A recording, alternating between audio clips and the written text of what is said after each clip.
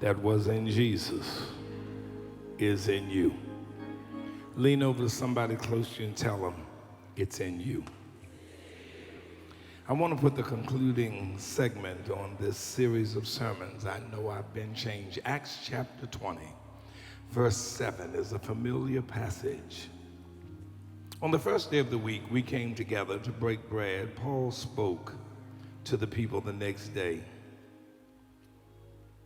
because he intended to, Paul spoke because he intended to leave the next day. He kept on talking until midnight. There were many lamps in the upstairs rooms where we were meeting. Seated in a window was a young man named Ulysses, who was sinking into a deep sleep as Paul talked on and on. When he was sound asleep, he fell to the ground from the third story and picked up for dead. Paul went down, threw himself on the young man, put his arms around him. "Don't be alarmed," he said. "He's alive." Then he went upstairs again and broke bread and ate. And after talking until daylight, he left. The people took the young man home alive and were greatly comforted.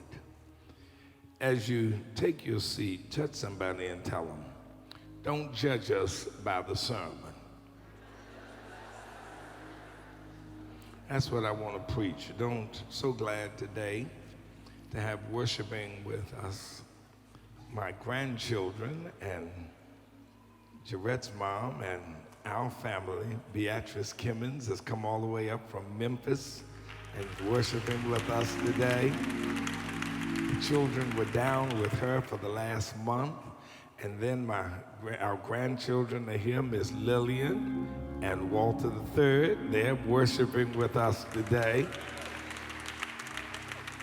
So we're excited having family in the house.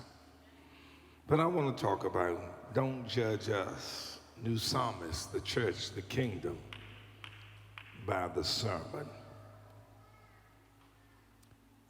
The time of the text is very important. For the last several weeks, I've been sharing with you how the gospel spread from Jerusalem to the far-flung reaches of the empire. We started out looking at the Apostle Peter and the ministry of the disciples that followed Jesus. Just lower this some. We looked at how God moved in a special and mighty way through them to take the gospel. And then we saw the gospel move to the life of the Apostle Paul. And we saw how God used him from place to place. We took a brief excursion and saw the disciple by the name of Apollos, who came to Ephesus and began to preach the word there, and how Priscilla and Aquila took him under their wing and helped him grow in faith. And then we saw the Apostle Paul launch out on a third missionary journey, believing that God wanted him to once again go strengthen churches and build disciples. But now our text brings him near the end of his third missionary journey. He's been out founding churches and strengthening brethren. He's been out telling people about Jesus Christ. And now, after about 5 good years of missionary travel, he has returned to the place that caused him to launch out on that second journey. I remember telling you, and I hope you remember hearing the sermon about Paul going to Troas and hearing a voice telling him to come over to Macedonia and help us. He went there on that second journey and traveled again there on his third journey. And now, some 15 years later, he has returned to the original city of Troas. He has come back to the place where he launched that mission to share and strengthen believers who are there. It is a marvelous moment for him. He is leaving in the morning because he plans to make trips to other places. He still has cities to go to. He has to visit Ephesus. He has to go back to Jerusalem. He has much yet to do. And he is still uncertain of some of the plans that God has for him. If I have anyone in church today who's still a little uncertain of the plans God has for your life, just wave at me. He does not know where every tomorrow will lead him, and he is unsure of what challenges are awaiting him. But he is fully aware of what he has been through, and he can sing the song, "How I Got Over." My soul looks back and wonders how I got over. I think there's somebody in here who can sing that same song. He's meeting with the believers in Troas, sharing with them what has happened in his life. We are not told the substance of his sermon that night. We are not given information about what he is sharing with them. But one thing we know for sure, his cup is running over. He has seen God do some amazing things. Maybe he told them about that night in the Philippian jail, locked in the bottom of the jail, in the very depths, the bowels of the jail, knowing that his trial would be in the morning and death might await him in the afternoon. He and Silas went into a serious prayer meeting. And when they finished praying, the city of Philippi had an earthquake. Somebody better hear me. And the jail swung open. The jailer was so nervous that everyone had left. He ran down, looked in, and called out. And Paul said, "We are all here." The jailer was amazed that they had not run. But you don't have to run when God's already set you free. Somebody missed that, but you'll catch that in a tough moment. You don't have to run when God has already set you free. When that moment ended, that jailer and his whole family had received Christ. Maybe he told them about the experiences in Thessalonica, other cities, but he had much to share, much to tell them. And so the Bible records that that night in that upper room in Troas, that third floor room, the Apostle Paul began to preach about how good the Lord is. Talking about who the Lord is and what he's done in his life, what he had seen on the missionary trail. The Bible seems to imply there were many lamps in the room. People were everywhere. The light was keeping it bright. But even though the light was bright, something else was going on. I need to help you understand a truth before I go any further. There is always something going on when something else is going on. Y'all missed that, but I need to say it again. There's always something going on when something is going on.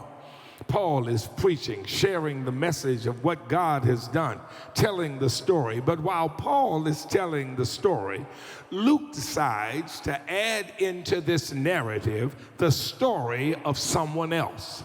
Even while we're sitting in church right now, something else is going on. There's somebody in church with something on their mind. Somebody in church with something they're dealing with. Somebody just checked their phone to see if they have a text. Somebody just made a post on Facebook. And somebody is trying to figure out how they can get out of church so they can return the call from somebody who just called them. There's always something else going on. Nudge the person beside you and say, "You know you got something else going on." There's a young man in the service, Brian. There's a young man in the service. Now understand, Paul is no longer Paul of Tarsus, this youngster who's 29 when he meets the Lord on the Damascus road. He was around 29 years old, Angie, when he meets Christ on the Damascus road. Paul is now in his late 50s or maybe even early 60s. Eutychus is a young man, as the Bible describes, sitting, listening to this old man preach. He is seated in the window. Paul is preaching, sharing the gospel through his own understanding. He is talking through the lens of his own life. He is trying to explain things using the language and the disciplines that he has gained over the years. Nudge somebody and tell him he's going somewhere. He's an old man, Reed, preaching the gospel to everyone in the room, and they are hanging on it almost with every word. But Eutychus is a young man. He is from a different era. He does not hear the same way as Paul. He is thinking Paul might stand up there and preach for about 10, 15 minutes. That's normal time for a sermon to be in Eutychus's mind. He's from a different era. He's not expecting long, protracted messages. He's not expecting something like Martin Luther. Nudge somebody and say, get ready for this. Martin Luther and John Calvin in particular, used to preach a sermon for 3 hours. And people had to stand for the whole length of the sermon. Look at somebody and say, thank God for a chair. And they were in trouble if they did not show up. Help me, somebody. So Eutychus is not expecting Paul to preach long. He's from a different era, but Paul is preaching, and he has so much to say because he's been through so much and seen so much. He's trying to explain it in his own language. Let me see if I can help you get where I'm coming from, because somebody's lost. Paul is the Temptations and Nat King Cole. Eutychus is Biggie and Tupac, Drake and 2 Chainz. Paul is bell-bottom pants and a dookie rope. Eutychus is jeans that have rips in them, where people pay more for space than clothing. And tattoos on their arms, their back, their neck, their head, their face, and their big toe. Look at somebody and say, I want to see that one on their big toe. Paul is a stocking cap and a bush comb. Eutychus is a fresh cut and Beijing. Paul is Chaucer, Shakespeare. Eutychus is Marvel Universe. They are from 2 different worlds.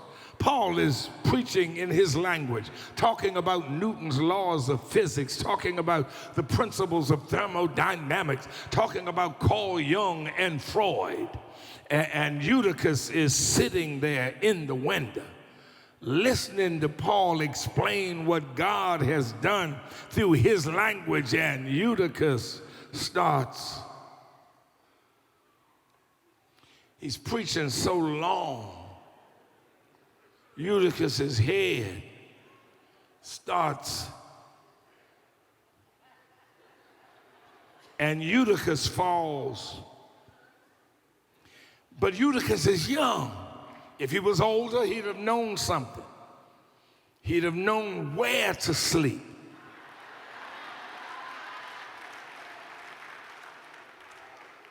Somebody needs to hear me. An old person would never sleep in the window. Eutychus is sitting in the window with his tattoos and his cut-up jeans. Paul is preaching. Folk are listening, and all of a sudden,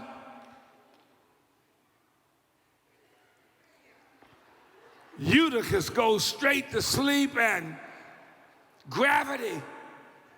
How many of y'all know about sometimes your head don't fall this way? I need to see the hands of folk who've nearly broken your neck. Come on, don't play, come on. I know you in here. You've ever had that? You ever caught yourself? His neck almost snaps up, and Reed out the window. Out the window, I wonder in a human sense where he woke up. Was it after he went out the window, the 2nd floor, the 1st floor? Deacon Anthony Vaughn helped me with this. Deacon Vaughn said, Doc, don't worry, falling will never kill you. He said, you can fall out of a plane, that won't kill you. You can fall off a building, that won't kill you. I said, Anthony, what are you talking about? He said, no, falling ain't gonna kill you. I said, well, what will? He said, hitting the ground. Eutychus falls 3 floors and hits the ground. And, ain't nothing like lays out on the ground. And everybody says he's dead. Oh my God, church is over. Paul doesn't get the hoop or climax that son. It's over. It's finished. I'm sure when the people saw that boy fall out the window, many of them were finished with this new faith. It's so boring that it caused the person to fall asleep and fall to death. I ain't going to that church. What a way to have your sermon end. A man fall from the 3rd floor window because the sermon put him to sleep. Help me, somebody. I think I'd have lost my mind. I can't imagine. I mean, can you imagine preaching and folk falling out the chair asleep? Paul has become the anesthesia preacher. Wait a minute, y'all got to get this. Now, I mean, the adversary, I've been telling you all this month, all the different ways the adversary had tried to end the church. All the different ways. Remember, they arrested Peter and John, and they arrested the disciples. They drove Paul out of the city. They tried to do this. They stopped him from going in different places. The adversary tried so many different ways to stop the church. But this is not the adversary. The adversary sitting there saying he's killing the church himself. And this is not Reverend Cant preach. This is the Apostle Paul. My God, the PR for the moment was terrible. Can you imagine if that was 2019? Even though folk were running downstairs, somebody would have gone to the window to get the video. It'd be on YouTube, Instagram. Man falls out window listening to preacher. Sermon so boring, young man falls 3 stories and breaks his neck. Preacher doesn't realize that people are falling asleep while he's preaching. Church of the Lord Jesus Christ is a place where you can go and catch a nap.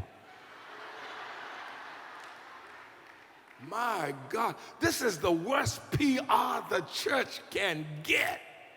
The sermon has put the boy not just to sleep, but now in a coffin. Who's going to invite him to preach again? We want you to do Men's Day. Nah.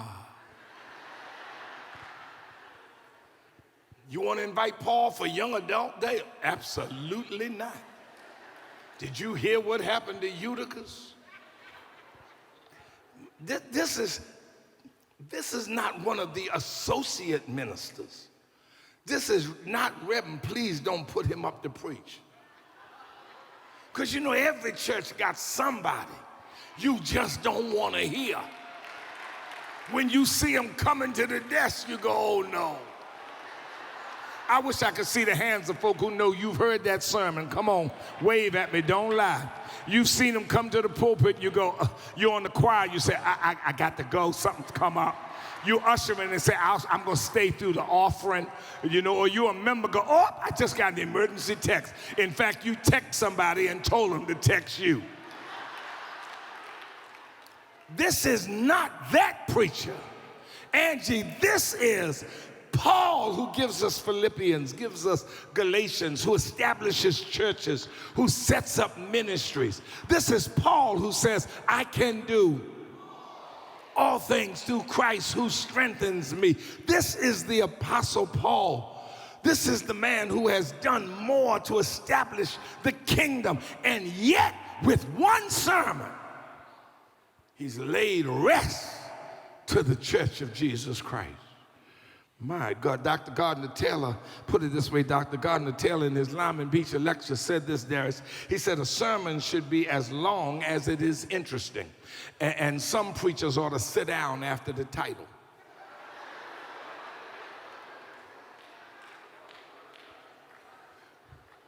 Look at somebody and say, ouch. But here's my question, church. Here's my question to you. Does the kingdom of God rise or fall on the sole strength of the sermon? Is the weight of salvation just on the preacher's shoulders? Is the church measured by the fire and smoke coming from the preacher or the catchy phrases and deep metaphors that he or she uses? Dr. Charles Booth used to say that preachers had forgotten what preaching was all about. And so he used to stand up and say, I'm going to keep on preaching till preaching comes back in style.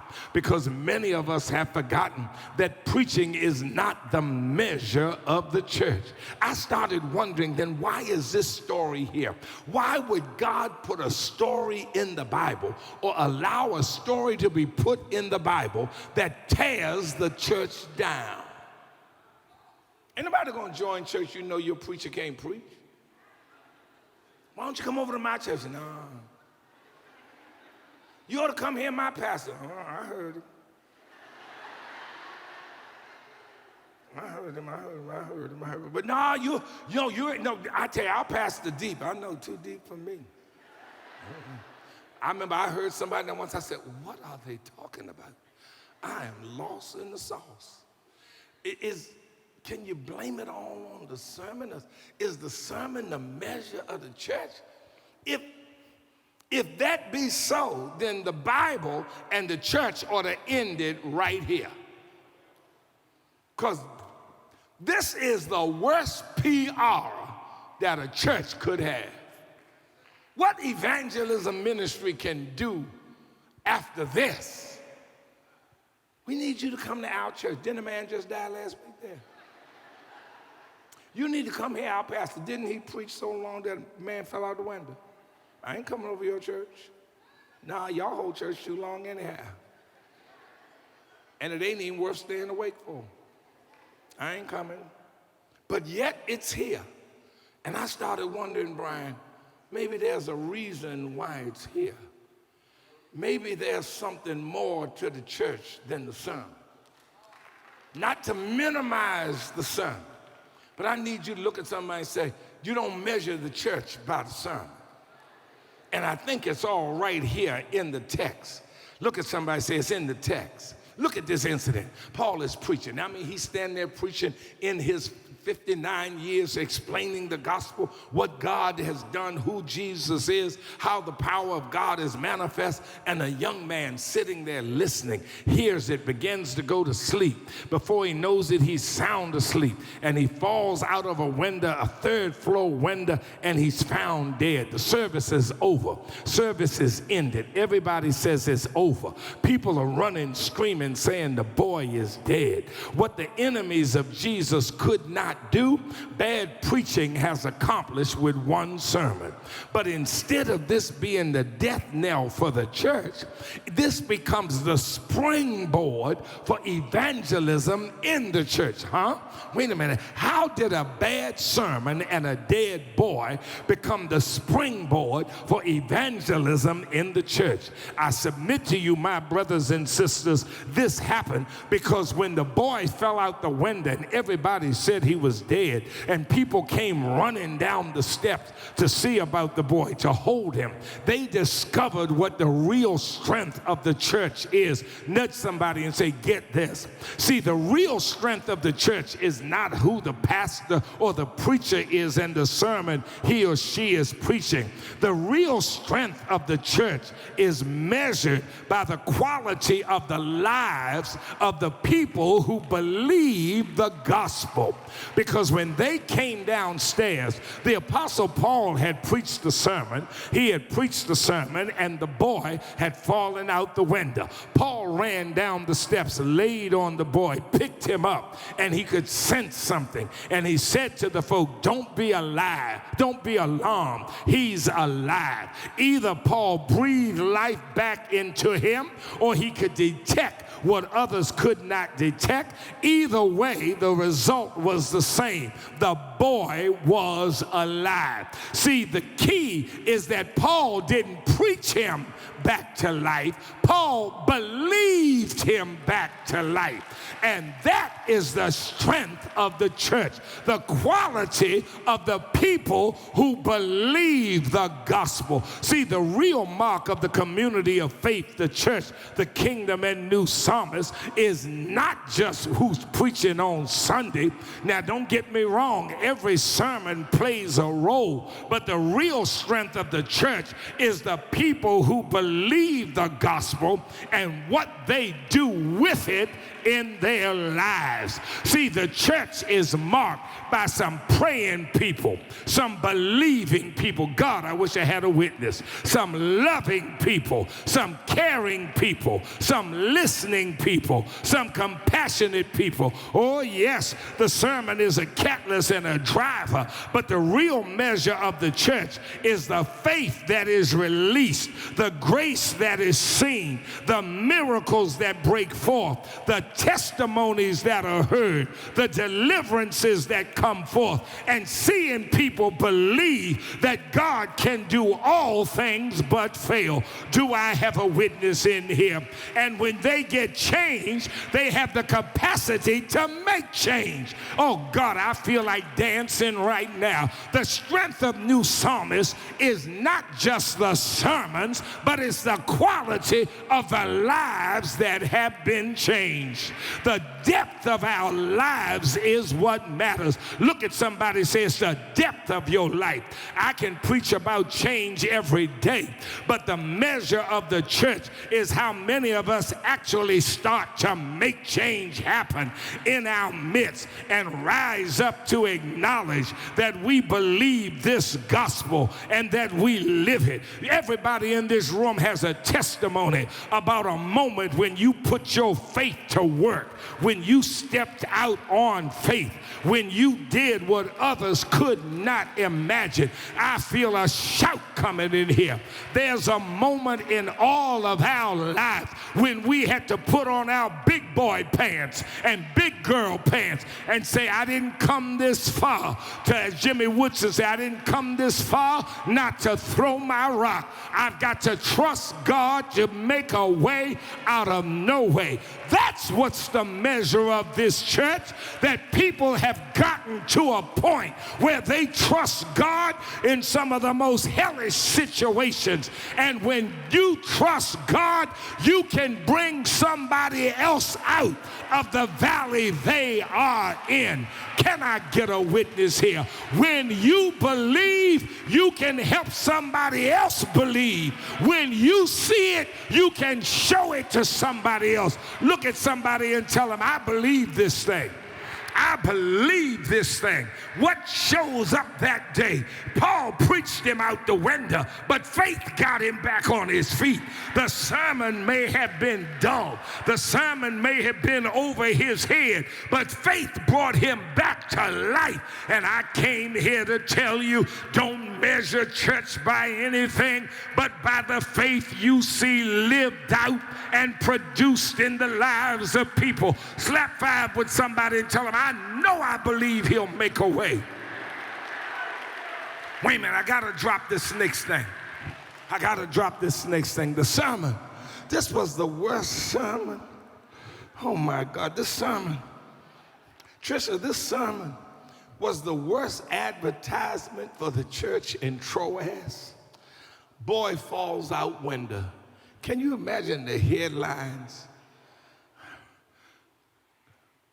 Paul preaching, boy dead. And he called himself a preacher. I can see the new title, the new anesthesia preacher. You need a nap? Listen to Paul. Suffering from insomnia? Don't get pills, get Paul.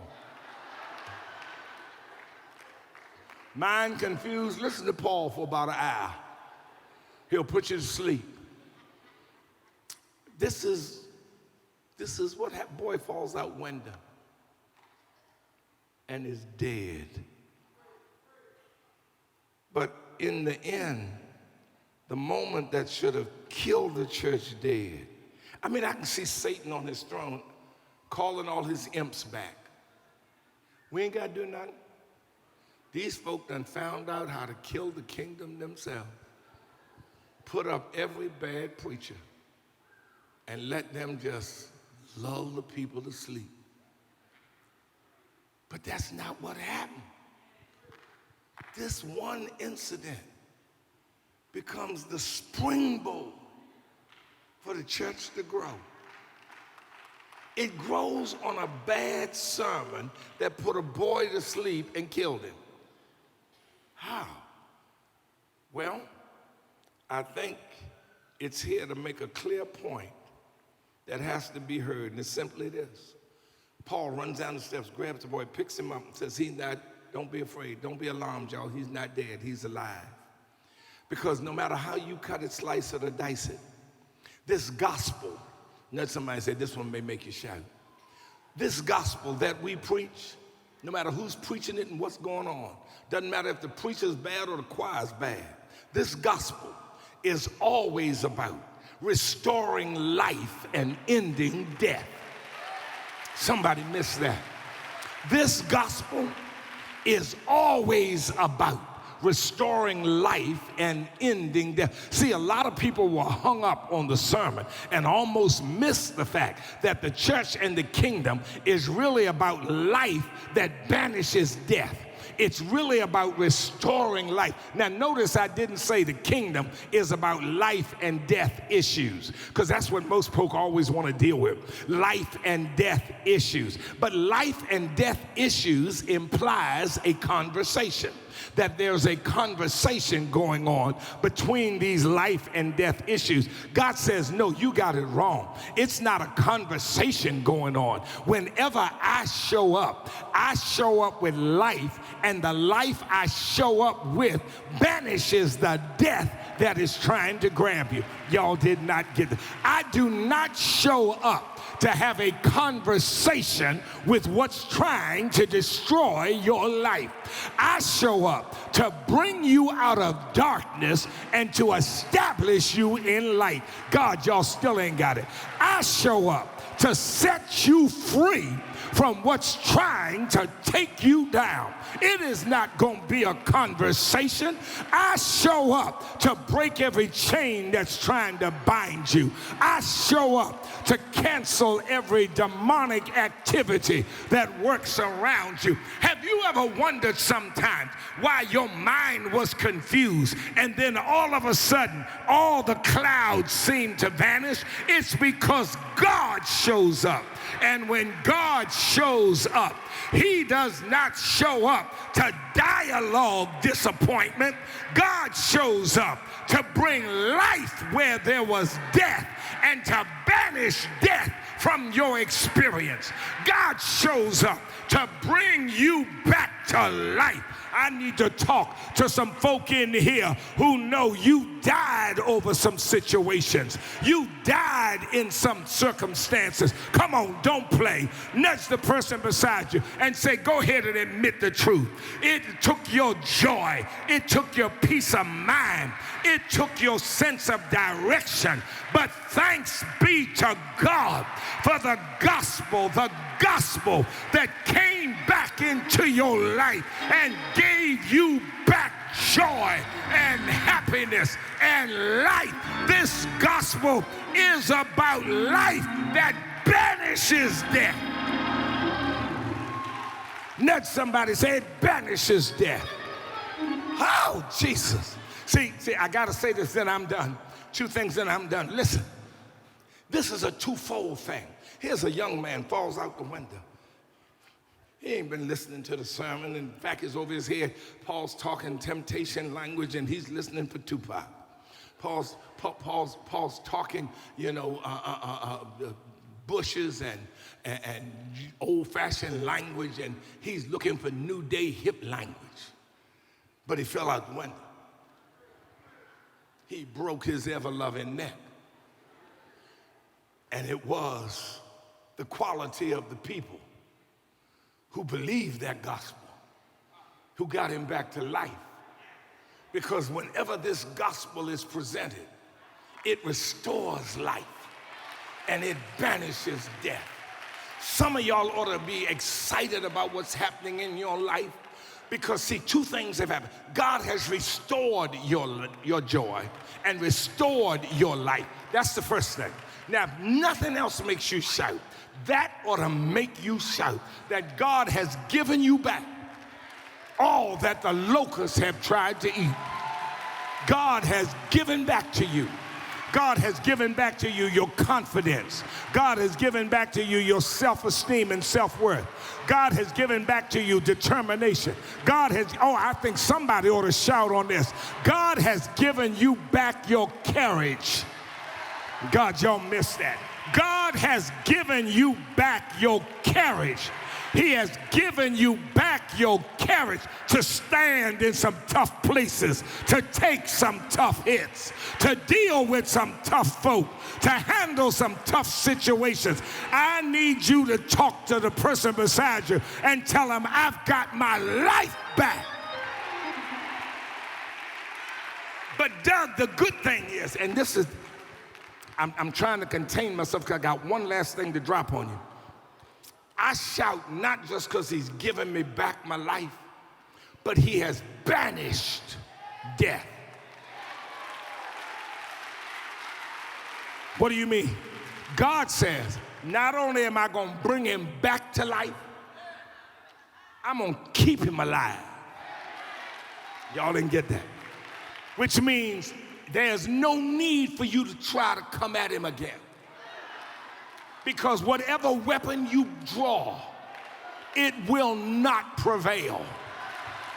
God, I need somebody in here. Why? Because I know the plans that I have for him. Plans for good, plans to prosper. I need somebody in here who can shout over the fact that whatever is meant for evil, God will work it for your good.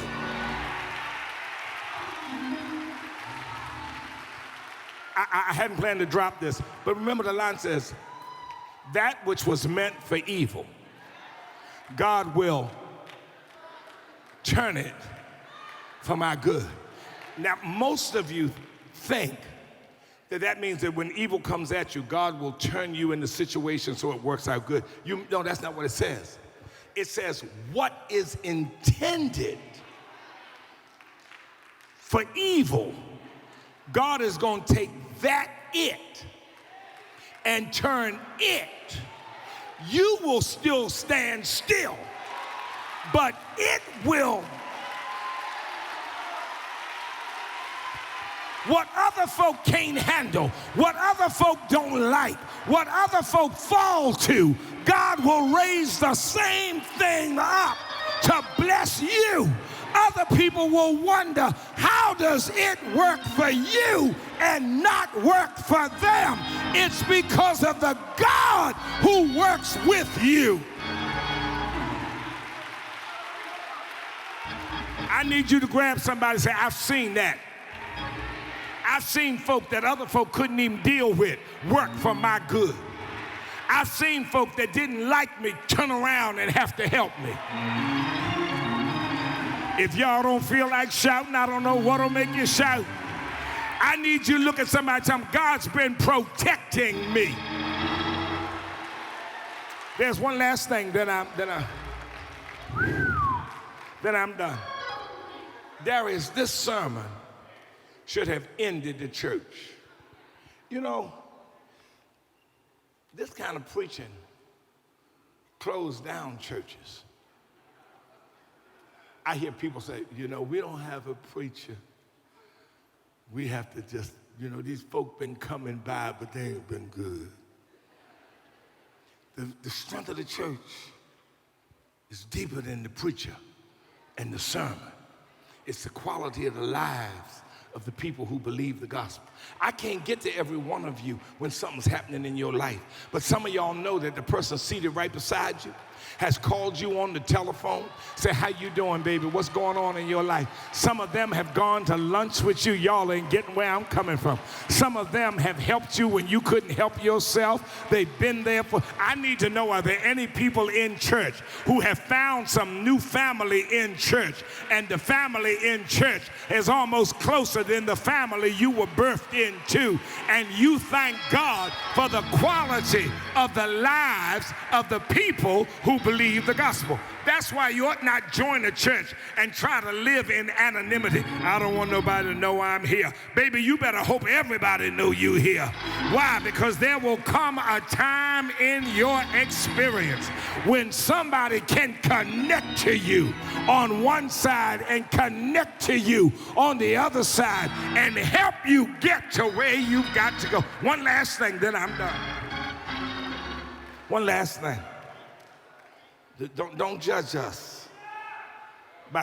When the moment was over, Paul got the boy up, and wait a minute, Paul went right back upstairs and started preaching again. Now remember, it was after midnight. Did y'all read the rest of the text? He preached till daylight. Y'all ain't got it. The boy did what?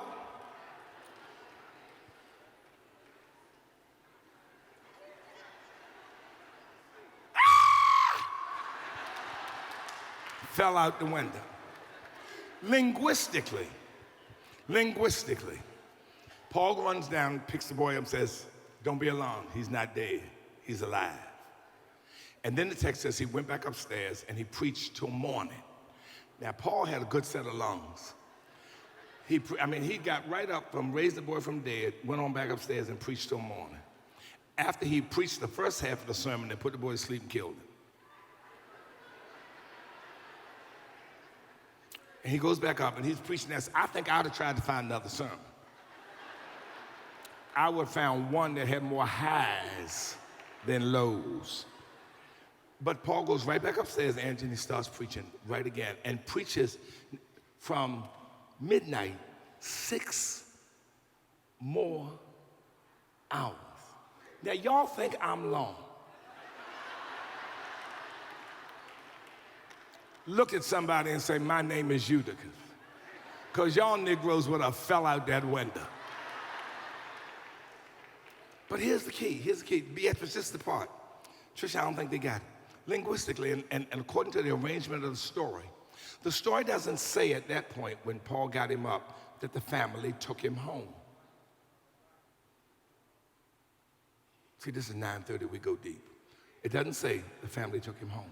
It says right after Paul got him up, Paul went right back upstairs and started preaching for the next 6 hours. Then the line says, and the family took him home, and they were comforted. Y'all still ain't got it. The boy falls out the window, breaks his neck. Y'all watch them TV shows, you see him on the ground. You know, Paul lifts him up. He gets back up and he's walking.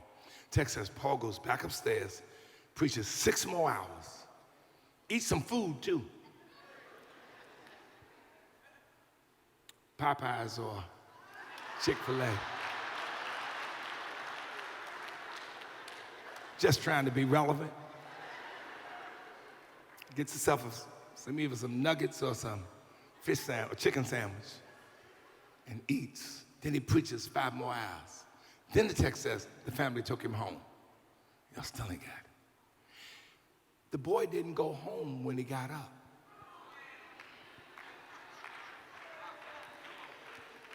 You know where the boy went?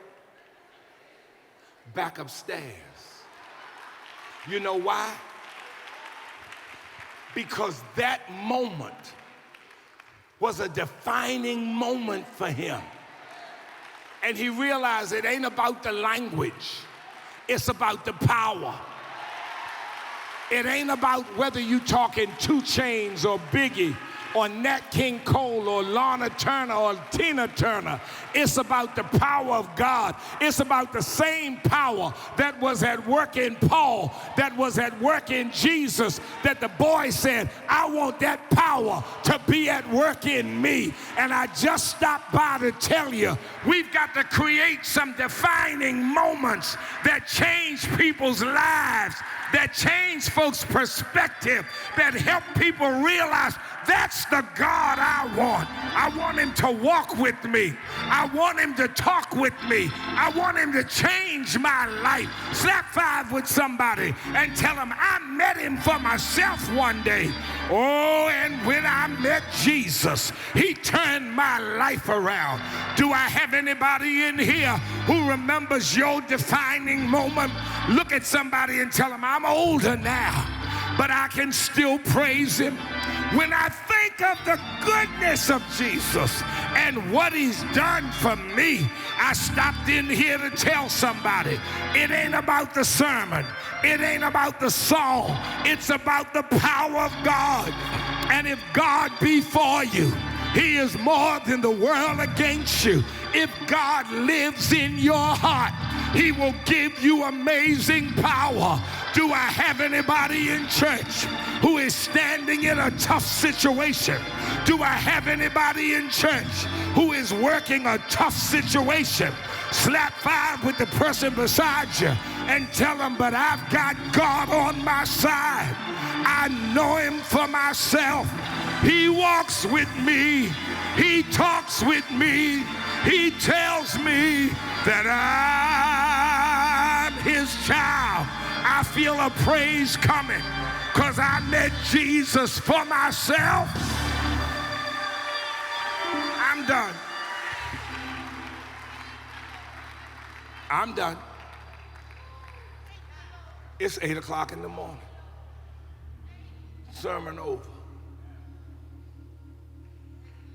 Friends of the boy say to him when they see him later that day, man, I know you ain't going back there no more. How you feel? You down there, that thing put you to sleep. You could say, I don't know what y'all talking about. That moment woke me up.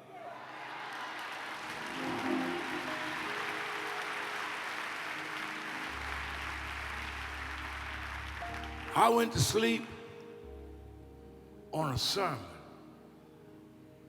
I woke up on soul-saving power. I thought it was about words. I realized it's about connections. I thought it was about listening. I now know it's about living. I'm going back to see if he'd be there tonight. But he preached all night long, so I died in the middle of the night, but I was alive by morning.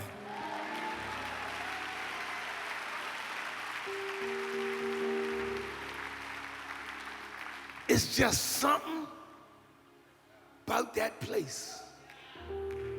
Something about them people. It's just something about the name of Jesus that makes me feel, I may not be everything I ought to be. I still drink some pluck. I still party hardy. I ain't getting rid of all my tattoos. And I still like cut up jeans. And I know I got Beijing on my scalp so it looked dark. I got hairlines I never had. Somebody will get that. But something happened to me over there. Mama invited me to go. I wasn't planning on going. Girlfriend told me, come on, go if I wanted to date her, I had to go to church. friend invited me to go to that third floor room. And I didn't know what I was listening to. I heard terms I'd never heard before. Sin, redemption, sanctification. What in the world is sanctification? Is that a kind of speed on a record player? I got so tired I fell out the window. Listening to all that stuff I ain't understand. But then the man who I didn't understand touched me.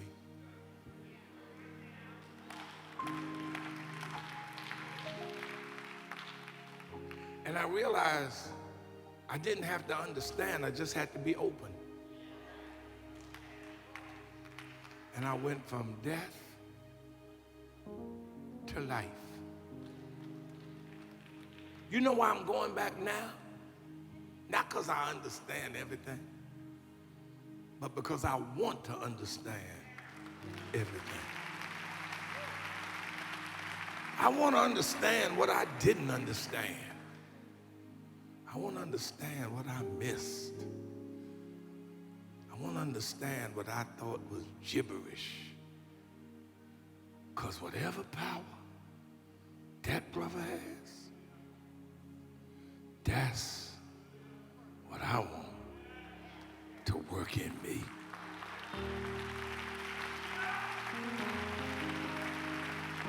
The same power that rose Jesus from the grave, the same power